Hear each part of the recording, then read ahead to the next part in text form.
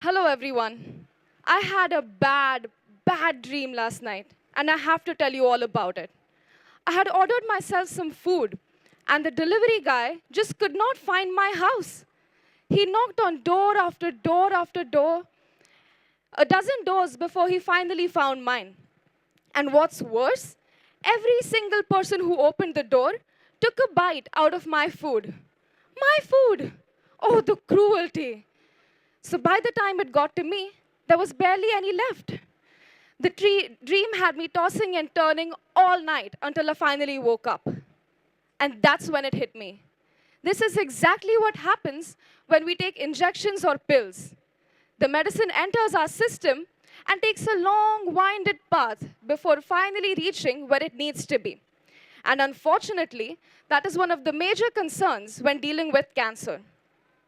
Anti-cancer drugs taken during chemotherapy can reach other parts of the body apart from the tumor itself.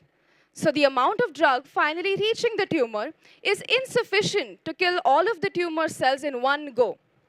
Not only that, this severe buildup of drugs in other parts of the bodies causes severe side effects. So not only is the patient suffering from cancer symptoms, but also has to deal with other problems, such as hair loss, fatigue, diarrhea, among many others. So how do we deal with this problem? How do we make sure that our delivery guy finds the right door at the right time?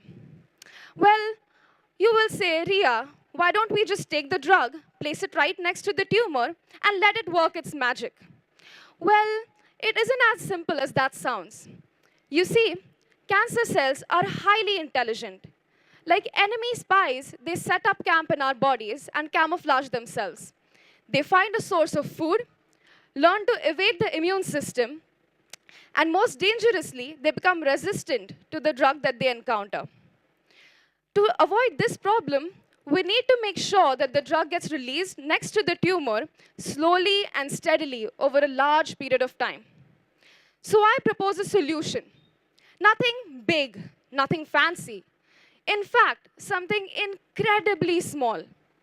I am taking anti-cancer drugs and putting them in tiny thread-like structures called nanofibres. Nanofibres are made up of polymers and other materials and are less than 1/1,000,000th of a meter thin, which gives them two main advantages. One, they can be synthesized into mats or sheets, something just like this. So you see, this is not in fact a tissue paper. It is a mat of nanofibers we have prepared in our lab. As you can see, we can easily fold it up and place it right next to the tumor. So the other organs and tissues need not worry so much. The second main advantage is that thinner these nanofibers are, the better they are at releasing the drug. Let me explain how. We have all solved logical test questions that go something like this. You take a cube which has 6 faces. You cut it up into 8 smaller cubes, and we get 48 faces. If we cut each of them yet again, we get 384. So on and so forth. We begin with the same volume, but the area exposed to the outside goes on increasing. Similarly, with nanofibers, no matter the polymer or the amount of polymer or drug, these minuscule fibers possess a large surface area.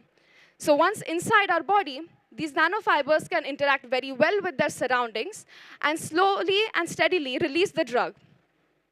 So we wanted to test out this theory. Will nanofibers containing a drug really act better than a drug by itself? So in our lab, we took a set of cancer cells and introduced my nanofibers containing an anti-cancer drug. In another set of cells, we placed the drug by itself.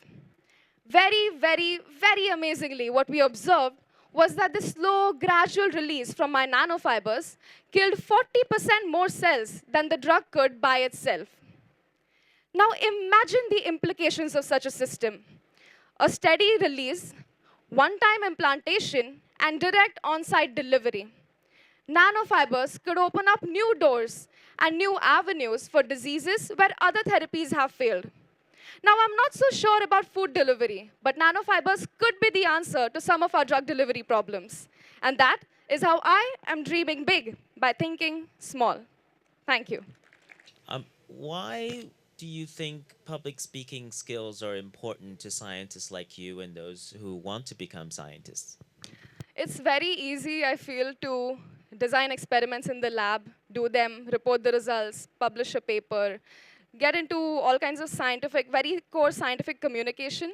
But I feel what makes science better and what helps science evolve is communication with a crowd that doesn't have a scientific background. If you listen to the different perspectives of people, like the kind of conversations I've had with people from different arts and commerce backgrounds, they provide insights that you may have never thought of, or you may have thought, or may have probably, set aside thinking, oh, that's not a big problem.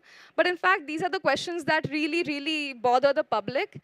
And I think such kind of public speaking communication in science helps build these kind of networks and connections and Wow. helps make our work better. Okay. I love that answer. But particularly the first part of that answer was my favorite. It's so easy to just make a research and just publish it. Yes. Yes, I feel the same. And that's why public speaking mein maine bahut mehnat ki. I worked really hard. Wow, such humility.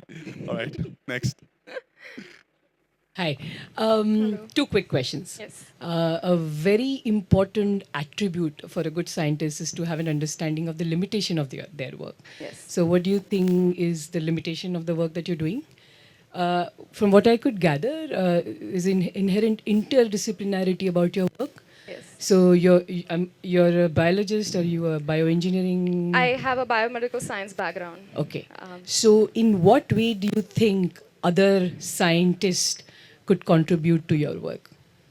Okay. So to address the first question, so I think nanofibers is, because it is an implantable system, so because we take these nanofibers and put them in a patient's body, it is very challenging to, tailor the nanofibers such that they degrade over time and don't leave any toxic byproducts in the body, so they don't cause additional problems to the patient. And so that is one of the challenges that really needs to be considered. The second question, so I think all kinds of science needs to be interdisciplinary. I think gone are the days where you can focus on just one particular field. In my particular case, it is I think it's very important to talk to clinicians who interact with patients on a daily basis, see what problems they go through, and to think of the feasibility of a system where, well, essentially we're thinking of a surgery for implantation. So it's very important to discuss these kind of issues with someone who is in the field doing that work and whether that would, really be helpful. Wow. Yeah. I have a fun question because that's the brief. Let me just ask her a question before the. How difficult is it for you to be on the street in a cafe and all and try to really make somebody believe that you're a scientist? That's very flattering. Right? With that hair. The glasses help.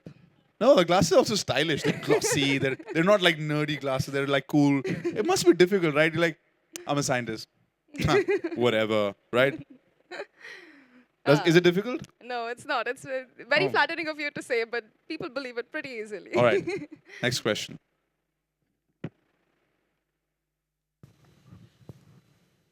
So what's a tagline that you'd have other than the one that you've used for this research? I want more specific to this. I can think of two things. One is what I ended with, nanofibers for mega impact.